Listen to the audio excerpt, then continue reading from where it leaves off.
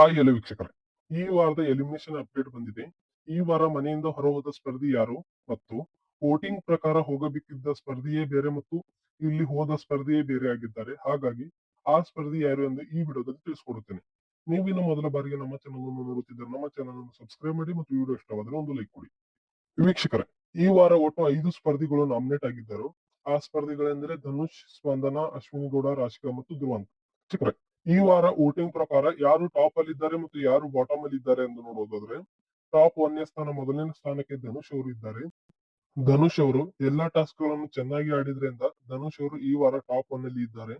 ಇನ್ನು ಟಾಪ್ 2 2ನೇ ಸ್ಥಾನಕ್ಕೆ ಸ್ಪಂದನಾ ಅವರಿದ್ದಾರೆ. ಸ್ಪಂದನಾ ಅವರು ಯಾವ ಕಾರಣಕ್ಕೆಂದರೆ ಸ್ಪಂದನಾ ಅವರಿಗೆ ಗಿಲ್ಲಿ ಫ್ಯಾನ್ಸ್ ಇಂದ ವೋಟ್ ಬಂದಿದೆ. ಯಾವ ಕಾರಣಕ್ಕೆ ಎಂದು ನಿಮಗೆ ಆಲ್ರೆಡಿ ಗೊತ್ತಿದೆ.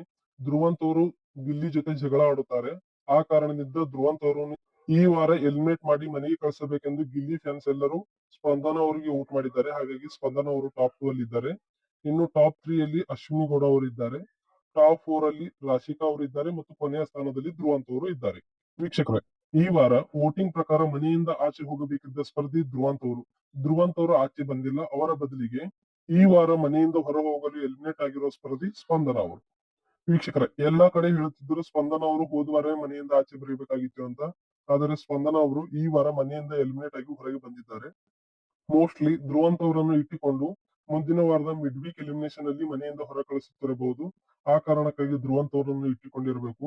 ಹಾಗಾಗಿ ಈ ವಾರ ಮನೆಯಿಂದ ಎಲಿಮಿನೇಟ್ ಆಗಿ ಹೊರಗೆ ಬಂದಿರುವ ಸ್ಪರ್ಧಿ ಸ್ಪಂದನ ಅವರು.